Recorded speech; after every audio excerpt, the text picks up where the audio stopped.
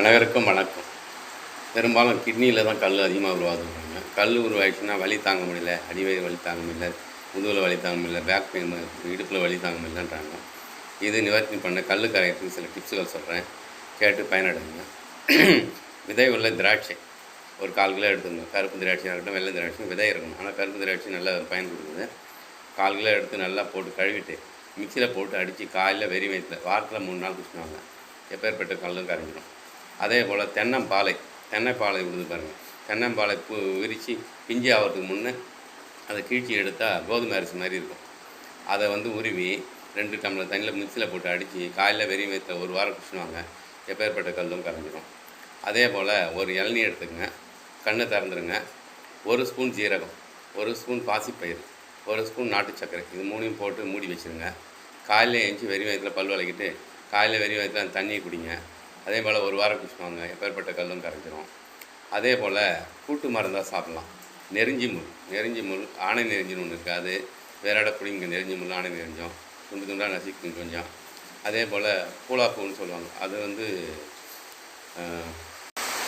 பொங்கலுக்கு கொண்டாந்து வைப்பாங்க. வில்லேஜில் பூலாப்பூன்னுவாங்க. அது சிறுபீலைன்னு சொல்லுவோம். அது உண்மையான பேர் சிறுபீலை. அதனுடைய வேரோட பிடிங்கி எடுத்துங்க, துண்டு துண்டாக நசுக்கி போட்டுங்க. மல்லிகைப்பூ கொஞ்சம் எடுத்துங்க, வாழைத்தண்டு கொஞ்சம் எடுத்துங்க. இது எல்லாத்தையும் போட்டு ஒரு 3 டம்ளர் தண்ணியில் போட்டு எல்லாத்தையும் போட்டு கொதிக்க வச்சு வடிகட்டி காலையில் வெறி வயிற்றில் குடிச்சுடுவாங்க. எப்பேற்பட்ட கல்லும் கரைஞ்சிரும். மல்லிகைப்பூ மட்டும் போட்டு குடிச்சிங்கன்னா பித்தப்பையில் உள்ள கல் கரையும்.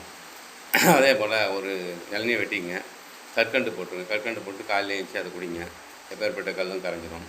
அதே போல் ரணகல்லின்னு ஒன்று இருக்குது. அந்த இலையை இதாக இருக்கும், லாஸ்ட்டில் வரியாக இருக்கும். அதை வச்சிங்கன்னா இலையை வச்சிங்கன்னா செடியாக முளைச்சி வந்துடும்.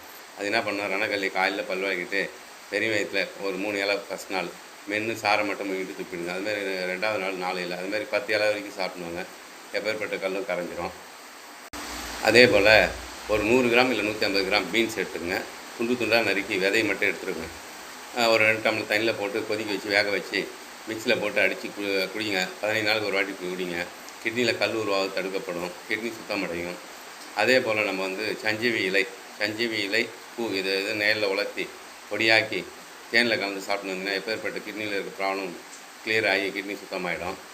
அதே போல் நம்ம சொரக்காவனுடைய ஓட்டை காய வச்சு உலர்த்தி பொடியாக்கி சாம்பலாக்கி அந்த சாம்பலை மோரில் கலந்து குடிச்சிட்டு வந்தீங்கன்னா கிட்னி சுத்தமாகும், கிட்னியில் கல் உருவாக தடுக்கப்படும். நம்ம சேனலை சப்ஸ்கிரைப் பண்ணுங்கள், லைக் பண்ணுங்கள்.